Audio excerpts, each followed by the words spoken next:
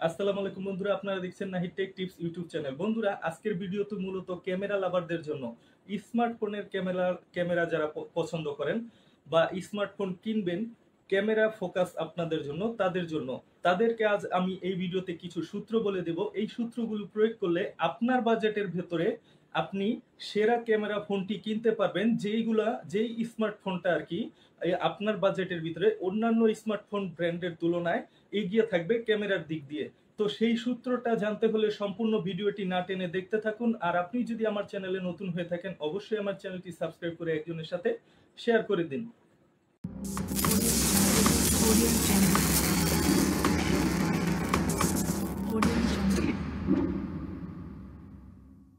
তো বন্ধুরা, আপনার বাজেট 10,000 হোক বা 1,00,000 টাকা, যাই হোক না কেন, 10,000 টাকা থেকে শুরু করে আর কি বলতে চাচ্ছি।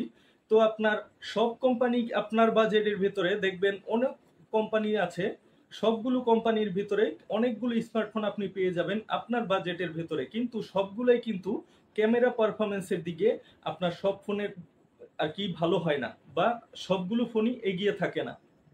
এক একটা ফোন এক একটা ফোকাস করে বানায়। তো আপনারা দেখবেন ফেসবুকে যদি আপনারা অ্যাড দেখেন বা টিভিতে অ্যাড দেখেন, তো স্মার্টফোন কোম্পানিগুলো যদি কোনো নন ব্র্যান্ডের ক্যামেরা ব্যবহার করে থাকে, যেগুলো আপনার নতুন, অনেক সময় দেখবেন যে যে আপনার একটা কথা বলি, যে আপনি কোথাও কাজ শিখছেন, আপনার কিন্তু একটা আশা থাকে যে আপনি ওই কাজটা শিখে বা কাজ করছেন, টাকা পয়সা জমিয়ে নিজে আরেকটা এইরকম বিজনেস খুলবেন। তেমন ভাবে ভালো ভালো স্মার্টফোনের জন্য যারা ক্যামেরা প্রস্তুত করে, তাদের থেকে বড় বড় ইঞ্জিনিয়াররা অনেক টাকা পয়সা হলে নিজের একটা ক্যামেরা প্রস্তুতকারী কোম্পানি খুলে নেয়। যদিও বা তাদের কোয়ালিটিটা ওই রকম প্রিমিয়াম হয় না, তারা মূলত কম দামি ফোনেই টার্গেট করে এগিয়ে যেতে থাকে। তাহলে এই কথাগুলো সাইডে রাখি। এটা আপনাকে বোঝাতে চাইছি যে অনেক সময় দেখবেন ভালো ভালো স্মার্টফোন ব্র্যান্ডও আপনার শুধু বলে 108 মেগাপিক্সেল, আপনার 50 মেগাপিক্সেল শো করে। যখন দেখবেন কোন ব্র্যান্ডের সেন্সর ব্যবহার করছে সেইটা না বলে শুধু মেগাপিক্সেল শো করে, তাহলে ভাববেন কোনো প্রিমিয়াম বা ভালো ব্র্যান্ডের আপনার ক্যামেরা সেন্সর এই স্মার্টফোনে ব্যবহার করেনি। বন্ধুরা, পৃথিবীতে আপনার স্মার্টফোনের জন্য ক্যামেরা প্রস্তুতকারী অনেক কোম্পানি আছে, তার ভিতরে তিনটাই আপনার এগিয়ে আছে বা টপ লেভেলে আছে। প্রথমটা হলো সনির ক্যামেরা সেন্সর, দ্বিতীয়টা হলো ওমনিভিশনের ক্যামেরা সেন্সর, তৃতীয় নম্বরে হলো স্যামসাং ক্যামেরা সেন্সর। আইফোনে দেখবেন সবসময় আপনার সনির ক্যামেরা সেন্সর ব্যবহার করে, তারা কিন্তু 48 মেগাপিক্সেল দিয়েই অ্যান্ড্রয়েডের 200 মেগাপিক্সেলের থেকেও ভালো কোয়ালিটির ফটো ভিডিও তারা আপনার গ্রাহকদের বা স্মার্টফোন ব্যবহারকারীকে দিয়ে থাকে। তারপর যেমন ধরেন নতুন আপনার স্মার্টফোন বের করেছে হুয়াওয়ে পিউরা 70, এটাতে কিন্তু দেখবেন প্রিমিয়াম লেভেলের সেট। আপনার এটার ক্যামেরা কোয়ালিটি আপনার স্যামসাং এর হাই ফোনের চেয়েও ভালো তোলে, আপনার আইফোনের থেকেও ভালো তুলছে। এইটাতে ব্যবহার করা হয়েছে ওমনিভিশনের ক্যামেরা সেন্সর। আর আমাদের বর্তমানে চলছে S24 আলট্রা, এটাতে স্যামসাং তাদের নিজস্ব স্যামসাং ক্যামেরা সেন্সর ব্যবহার করে। তো এই তিনটা সেন্সর আপনারা মাথায় রাখবেন, এই তিনটা সেন্সরই কিন্তু খুব ভালো কোয়ালিটির।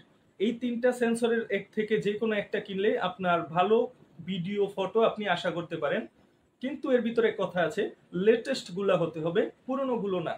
তো যেই সূত্রটার কথা বলছিলাম আপনি ব্যবহার করবেন, সেই সূত্রটা হলো, ধরেন আপনার বাজেট 20,000 টাকা। 20,000 টাকা বাজেটের ভিতরে আপনি 500 প্লাস করবেন এবং 500 মাইনাস করবেন, 19,500, 20,000, 20,500, এই তিনটা সাজাবেন। কারণ কিছু কিছু স্মার্টফোন দেখা যায় 300-400 বেশি প্রাইস লাগিয়ে থাকে 20,000-এর, আবার কিছু কিছু কোম্পানি 300-400 থেকে 500 টাকা কম রেখে থাকে 20,000 টাকার প্রাইস।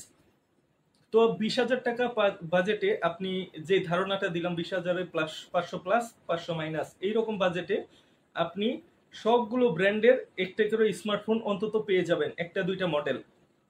সবগুলো মডেল আপনার সাথে রাখবেন, ইন্টারনেটে সার্চ করতে থাকবেন। সার্চ করার পর আপনি দেখতে পারবেন গুগলে সার্চ করে যে এই ব্র্যান্ডে এই মডেলে কি বা কোন কোম্পানির সেন্সর ব্যবহার করা হয়েছে, আপনি কিছু গুগলে সার্চ করলে পেয়ে যাবেন।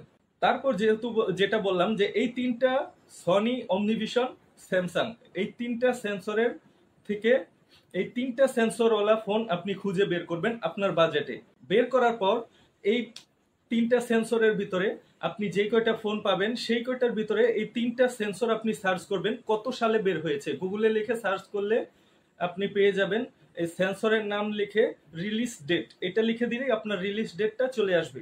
তারপর এই তিন সেন্সরওয়ালা আপনার যেই কয়টা স্মার্টফোন পেয়েছেন সবচেয়ে লেটেস্ট যেই সেন্সরটা রিলিজ হবে আপনি সেই স্মার্টফোনটাই ক্রয় করবেন, তাহলে আপনি ভালো রেজাল্ট পাবেন ভিডিও ফটোতে। জিনিসটা বুঝতে পারছেন? আমি হয়তো বা একটু কঠিন করে বলে ফেলছি, সহজ করে একটু বলার চেষ্টা করি। ধরুন আপনার বাজেট 20,000 টাকা, 20,000 টাকায় ওমনিভিশন, স্যামসাং, আপনার সনি, এই তিনটা ক্যামেরা সেন্সর এই বাজেটে কোন কোন মডেলে আপনি পাচ্ছেন? 20,000 টাকার ভিতরে আপনি সার্চ দিলে অনেকগুলো মডেলই তো পাবেন, অনেক কোম্পানি, ঠিক না? তো এই তিনটা সেন্সরওয়ালা ফোনের ভিতরে দেখবেন যে কয়টা মডেলে এই তিনটা থেকে একটা সেন্সরওয়ালা স্মার্টফোন আপনি পাচ্ছেন। পাওয়ার পর যদি দেখেন তিনটা সেন্সরই আছে, আপনার তিনটা মডেল ধরেন পেয়ে গেলেন। এখন এই তিনটা স্মার্টফোনের তিনটা সেন্সরকে আপনি আপনার সেন্সরের মডেলটা লিখে গুগলে সার্চ করবেন রিলিজ ডেট। তো যেটা আপনি দেখবেন সবচেয়ে লেটেস্ট রিলিজ হয়েছে সেইটাই যদি নেন তাহলে আপনি আপনার বাজেটের ভিতরে সেরা ক্যামেরা ফোনটি পেয়ে যাবেন, যেই ক্যামেরা ফোনটি আপনার বাজেটের অন্যান্য স্মার্টফোনের থেকে এগিয়ে থাকবে ক্যামেরার দিক দিয়ে। ক্যামেরা ফোকাস থাকলে আপনার এই টেকনিকটা করতে পারেন। তো আমি তো 20,000 টাকা বললাম, এখন আপনার বাজেট 30, 40, 50, 60, 70,000 টাকা হতে পারে। যত উপরের লেভেলে যাবেন তত হাই কোয়ালিটির ক্যামেরা সেন্সর পাবেন।